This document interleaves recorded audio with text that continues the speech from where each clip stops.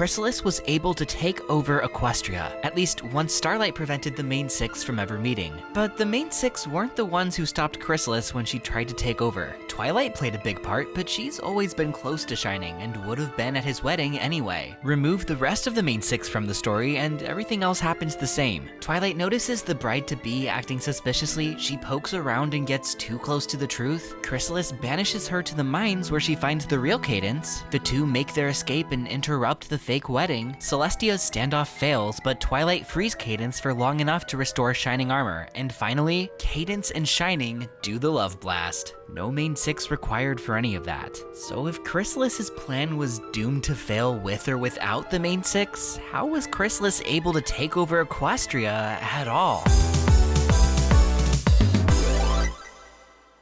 If Chrysalis had done this exact same plan in the alternate timeline, she just would have failed again. So what gives? What did she do differently? Well, everything. Chrysalis couldn't have done the same plan if she wanted to, because she was working within an entirely different set of circumstances. In this timeline, I don't think there even was a royal wedding for Chrysalis to infiltrate. Cadance and Shining armor never became a couple. But how could this be possible? The main six didn't bring these two together. When they were invited to the wedding, it was the first time any of them had heard about it. So why would a world without the main six be any different? Why wouldn't these two be a couple? Because it's not about the main six. It's about how Starlight prevented them from meeting.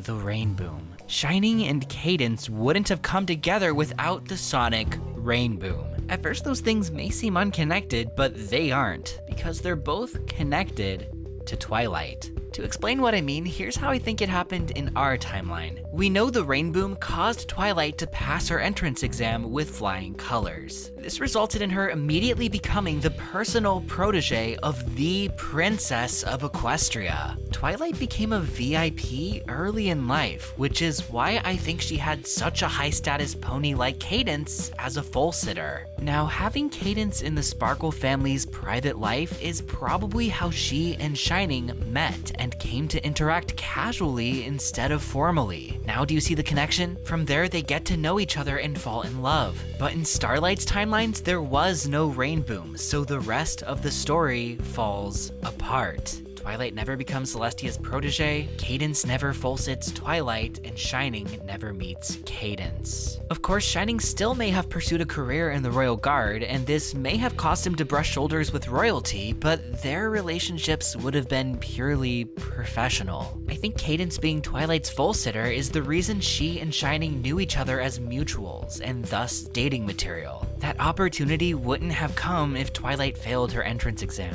if the rainboom hadn't happened. Not only did Starlight prevent Equestria's most famous friend group, she prevented Equestria's most famous couple. So with no royal wedding, Chrysalis's plan in the alternate timeline must have been radically different from the one we know. But what was her plan? Did she impersonate someone else instead? If a single change snowballed into so many ponies never coming together, who knows what other scenarios Chrysalis may have found herself in? The unknowns are infinite. Her plan could have been anything, and there's just no way to figure it out. Have you tried asking?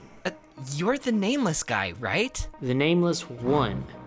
But yes, interdimensional framing device at your service. What are you saying? I have access to the multiverse, you have access to me. Why puzzle over it when you can investigate for yourself? You mean I can just go to that timeline and figure out what happened? If you're smart enough. Here, let me open a portal. All the answers you are looking for are right here. Oh, hold up. No, definitely not. Ah, here it is. Gosh, I've never done anything like this before. You'll be fine. Just shout if you need me. This is gonna require a part 2, isn't it? You should probably go ahead and wrap things up here. Do you think I'm right so far? What am I about to find out? Leave your thoughts in the comments. And don't forget to like, subscribe, and ring the bell. If you want to support this channel financially, check out my perks at patreon.com/sawtoothwaves. And thank you so much to everyone who already has, especially my Alicorn tier patrons. That nameless fella. Equinox 3141, Maximilian HG, Petrolhead02, Cyanax, Princess Starglow, Jasmine Foxcoon, Aziz the Pony of Shadows, Allison H, and the winner of this week's Alicorn raffle, Gilded Page. Congrats, and thanks again for everyone's support. Y'all help make this channel possible. I'm Sawtooth Wave signing out until Friday after next. Brohoof. Okay, now, are you sure this is a good idea? Bye-bye. Have fun.